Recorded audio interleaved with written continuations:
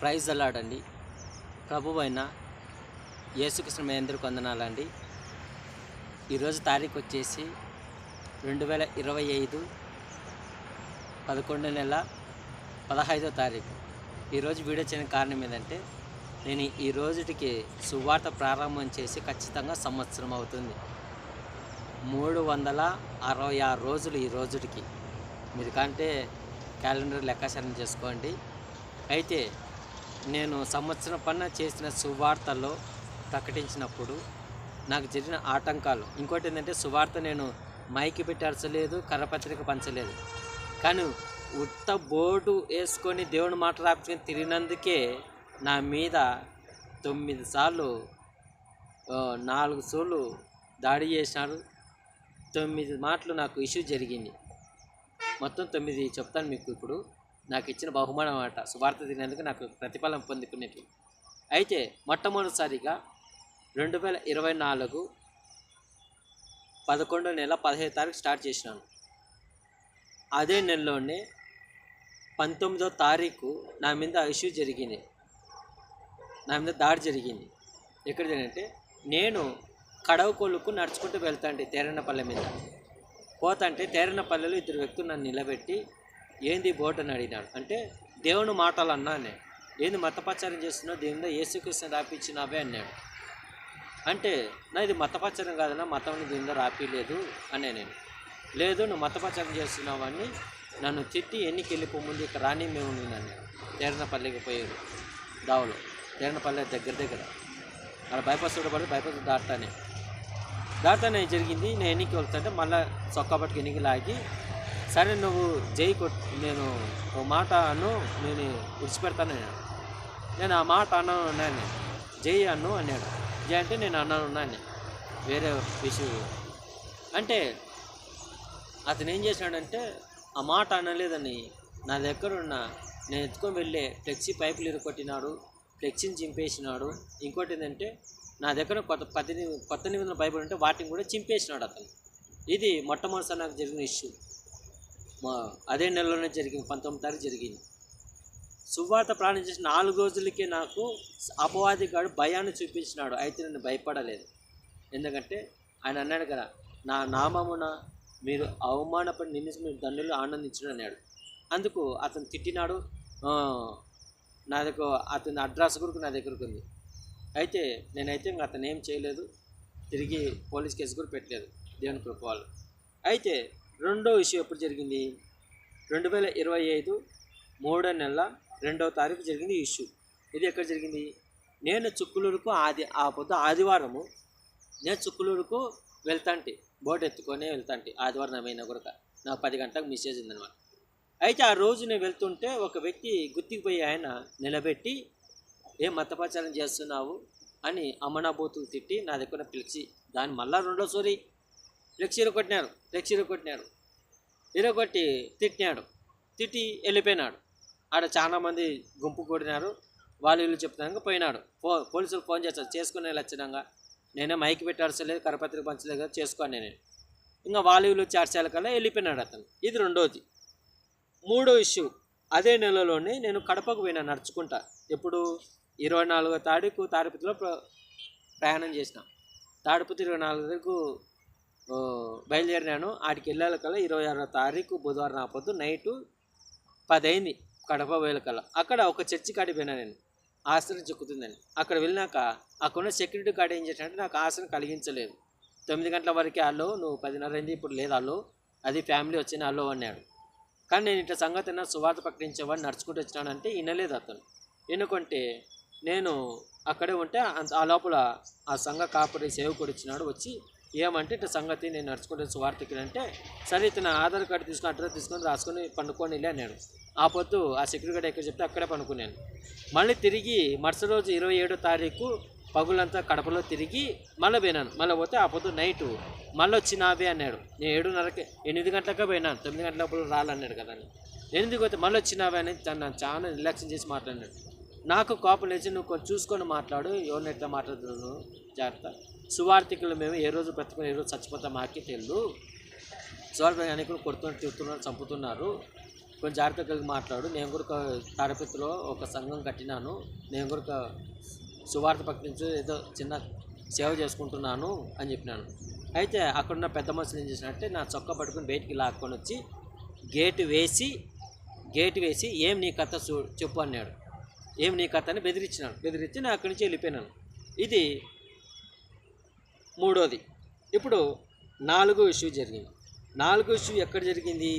ఇది తాడపత్రిలోనే జరిగింది. నేను తాడపత్రిలో బోర్డు వేసుకొని తిరుగుతుంటే ఒక వ్యక్తి ఉంది, గాంధీ కట్టకాడ జరిగింది ఈ విషయం. గాంధీ కట్టకాడ అదే గాంధీ కట్టకాడ ఒక గుడ్డల షాపు ఓనర్ అని విన్నాను నేను. ఓనరో కూలోడో తెలియదు నాకు. అతను నిలబెట్టి ఒక పెద్ద మనిషి నన్ను మతప్రచారం చేస్తున్నామని నానా బూతులు తిట్టి ఇంకోసారి తిరిగినట్టే కొడతాం చూడండి అన్నాడు. ఆ వీడియో నా దగ్గర ఉంది, అది యూట్యూబ్లో కూడా ఉంది, కంటే మీరు ఎప్పుడైనా చూసుకోవచ్చు. ఇది 4వది. ఇప్పుడు 5వ ఇష్యూ జరిగింది. ఇది ఎప్పుడు జరిగింది? శుక్రవారం నా పొద్దు జరిగింది ఈ ఇష్యూ. ఎప్పుడు? శుక్రవారం నా పొద్దు జరిగింది. ఈ ఇష్యూ ఎక్కడ జరిగింది? ఎప్పుడు? 2025 6వ నెల 6వ తారీఖు శుక్రవారం నా పొద్దు నేను తాడపత్రిలో నుండి కడప రోడ్డుకు సువార్తకు బోట్ వేసుకొని పోతుంటే అక్కడ ఒక వ్యక్తి పెద్ద మనిషి పోయేటోడు పోకుండా బండ్లో నుంచి నన్ను నిలబెట్టి మాట్లాడుతున్నాడు. నేను మాట్లాడుతుంటే మాకు తోడుగా మళ్ళీ ఒక సహోదరు వచ్చి మాట్లాడినాను, సాటి సేవకుడు మాట్లాడుతుంటే ఇంకొక వ్యక్తి ఎంటర్ అయినాడు. దాంట్లో సంబంధం లేని వ్యక్తి ఎంటర్ అయినాడు. ఎందుకు ఎంటర్ అయినాడంటే ప్లాన్ చేసి కొట్టాలని చూసినాడు, నన్ను కొట్టాలని ప్లాన్ చేసి వాళ్ళిద్దరూ మాట్లాడుకుంటే వాళ్ళలో సంబంధం లేని వ్యక్తి ఎంటర్ అయ్యి వాళ్ళేందో అతని నుండి నా సంస్కారం కలిగి మాట్లాడితే బాగుంటుంది అని సంస్కారం గురించి మాట్లాడుతుంటే సంస్కారం అంటే ఏందని ఇంకో వ్యక్తి ఎంటర్ అయ్యి అనవసరంగా తల దూర్చి ఫోన్ చేసి 5 నిమిషాలకు 2 సుమోలకు 30 మంది దించిచ్చినాడు. అక్కడికి దింపించి నన్ను రావడంలో కొడతానే కంటెద్దాలు పగిలిపోయినాయి, చెవులో బర్డ్స్ వెళ్ళిపోయినాయి, తోపి పోయింది అక్కడే. ఇంకోటి ఏంటంటే సెల్లు గుంజుకొని పగలగొట్టారు. వాళ్ళిద్దరు వీడియో నా దగ్గర ఉంది, వాళ్ళిద్దరి వీడియోలు నా దగ్గర ఉన్నాయి. దీని విషయం కూడా పోలీస్ స్టేషన్ వరకు వెళ్ళింది. అయితే దేవుని కృప వల్ల ఏం జరగలేదు, అంతటితో అయిపోయింది. ఇప్పుడు 6వ ఇష్యూ ఎప్పుడు జరిగింది? ఇది మంగళవారం జరిగింది. 2025 7వ నెల 8వ తారీఖు జరిగింది. ఇది కర్నూలుకు వెంటి నేను సువార్తకు బోర్డు వేసుకొని కర్నూలుకు పెట్టి కర్నూలులో ఒక వ్యక్తి ఉన్నాడంటే నువ్వు బోర్డు దించు ముందు ఇక్కడ తిరగద్దన్నాడు. తిరగద్దంటే నేను బోర్డు మీద రాపించాను. అప్పుడు వేరే బోర్డు రాపించుకోండి, మనిషిగా చూడు నేను ప్రేమించాను బోర్డు రాపించుకోండి. అప్పుడు నేను ఇదే మాట చెప్పిన, నాన్న నేనేం దీంతో ఏం రాపిలేదు, మతపరచడం కూడా రాపిలేదు, ఓన్లీ మనిషిగా చూడు నేను ప్రేమించిన రాసినాను, నువ్వు బోర్డు దించి తిరగద్దంటే నువ్వు మనిషిగా చూడలేదన్నా అంటే ఆ మాటకు అతను అక్కడి నుంచి వెళ్ళిపోయినాడు. ఇది 6వ ఇష్యూ. ఇప్పుడు 7వ ఇష్యూ జరిగింది. ఇది ఎక్కడ జరిగింది? బెంగళూరులో జరిగింది. బెంగళూరులో కన్నడ బోర్డు వేసుకొని అక్కడ పోయినా సువార్త ప్రకటించడానికి. ఎందుకు వెళ్ళావు అక్కడక్కడ ఎక్కడంతా అక్కడ దొరుకుతున్నావు అని మీరు అనుకోవచ్చు. ఆయన ఏం చెప్పినాడు? నువ్వు సర్వ సృష్టికి వెళ్ళి సర్వ జనానికి సువార్త ప్రకటించు అన్నాడు అని ఆ మాటను పట్టుకొని నేను వెళ్ళిపోయినాను బెంగళూరులో పోలీసులు పట్టకపోయినారు. దేవుని కృప వల్ల పోలీసులు పట్టుకుపోయి ఎందుకు తిరుగుతున్నావు ఇక్కడ తిరుగుడు తెలుదాన్ని అంటే ఒక ప్లేస్లో తిరగకూడదంట. నేను అదే ప్లేస్లో తిరిగినాను. పట్టుకుపోయి వాళ్ళు ఇంకా వివరాలు తీసుకొని సెల్లు తీసుకొని ఫోటోలను డిలీట్ చేసి అడ్రస్ రాసుకొని ఆధార్ కార్డు అడ్రస్ రాసుకొని ఫోన్ నెంబర్ తీసుకొని వదిలిపెట్టాను నన్ను. ఇది 7వది. ఇప్పుడు 8వ ఇష్యూ. ఇది ఎక్కడ జరిగింది? తాడపత్రిలోనే జరిగింది, ఒక చర్చిలో జరిగింది ఈ ఇష్యూ. నేను 2025 8వ ఇష్యూ ఇది. 2025 10వ నెల 26వ తారీఖు ఆదివారము ఒక చర్చికి పోయినాను. నేను చర్చికి పోయినా. అక్కడ బాగా సంఘ కాపరి గురిక ఇంకో వేరే సేవకుడు వచ్చింటే సువార్త గురించి బహుగా చెప్పినాడు. నేను బాగా ఆనందిస్తే ప్రభు బల్లారాధన టైం వచ్చినప్పుడు అంతా ప్రార్థన అంతా అయిపోయినాక వాక్యం అయిపోయినాక ఆరాధన అయిపోయినాక ప్రభు బల్లారాధన ఇచ్చేటప్పుడు నేను వెళ్ళిపోయినా వాళ్ళతో పాటు. వెళ్ళిపోతే ఆ సంఘ కాపరి పెద్ద మంచి కొడుకు నన్ను ఎన్నికలు లాగినాడు. అక్కడ ఆల్రెడీ 100-150 మంది ఉన్నారు సంఘంలో. దాంట్లో అప్పటికే జనాలు అంతమందిలో నన్ను ఎన్నికలు లాగితే ఏమంటే నువ్వు తీసుకోవద్దు బల్ల అన్నాడు. నువ్వు తీసుకోకూడదు ముందు ఎన్నికరా అన్నాడు. అంటే నేను ఎన్నిక వచ్చి మౌనంగా కూర్చున్నాను. పెద్ద అవమానం జరిగింది. కానీ ఎంత అవమానం జరిగినా ఆయన అన్నాడు, నా నామమున మీరు అవమానం ఎందుకు ధన్యులు ఆనందించడు అన్నాడు. ఈ మాటను పట్టుకొని సైలెంట్గా వచ్చేసిన, ఏం అగ్రిమెంట్ తీసుకోలేదు, గొడవ ఏం చేయలేదు. ఇది 8వది. ఇప్పుడు 9వ ఇష్యూ జరిగింది. ఇది ఎక్కడ జరిగింది? నా ఇంటి దగ్గరే జరిగింది. 2025 11వ నెల 13వ తారీఖు ఇదే నెలలోనే జరిగింది. ఏరే వ్యక్తి ఓ భుజం మీద బొమ్మ ఎత్తుకొచ్చి నేను ఇంటికాడ బ్రష్ చేసుకుంటా, 8:30 టైం పొద్దునే బ్రష్ చేసుకుంటా అంటే వచ్చి ఎగాదిగా చూసి ఏ కులం నీది అన్నాడు. ఎందుకంటే అతను పిలిచలే కదా, నేను మాట్లాడలే కదా, ఏం డబ్బులు ఇలే, నేను ఊరికి ఉన్నా, అందుకని ఏ కులం నీది అన్నాడు. ఏ కులం అంటే మానవ కులం, మనిషి కులం అన్నా. నేను నీ ఇంట్లో ముండపప్పులు పూజ జరుగుతుంది అన్నాడు. చూడు, ప్రతిరోజు నేను ప్రార్థన చేసుకుంటా, దేవుని పాటలు పాడుకుంటా అంట, వాక్యం వింటంట. అట్లాంటప్పుడు ఒక వ్యక్తి వచ్చి నీ ఇంట్లో ముండపప్పు పూజ జరుగుతుంటే ఎట్లుంటుంది? మనిషికి కోపం లేస్తుందా లేదా? నేనన్నాను, నువ్వు చేసేది ముత్తైదు పూజనా అని. అంటే నువ్వు నన్ను అవమానపరుస్తున్నావు. మళ్ళీ నువ్వు చెప్పినది ఏంది?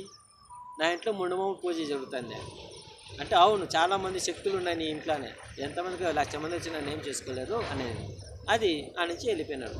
అయితే చూడండి, ఇప్పటి వరకు 2024 11వ నెల 15వ తారీఖు స్టార్ట్ చేశాను. అప్పటి నుంచి 2025 11వ నెల 15వ తారీఖు ఈరోజు ఇప్పటి వరకు జరిగిన మొత్తం 9 ఇష్యూలు జరిగినాయి.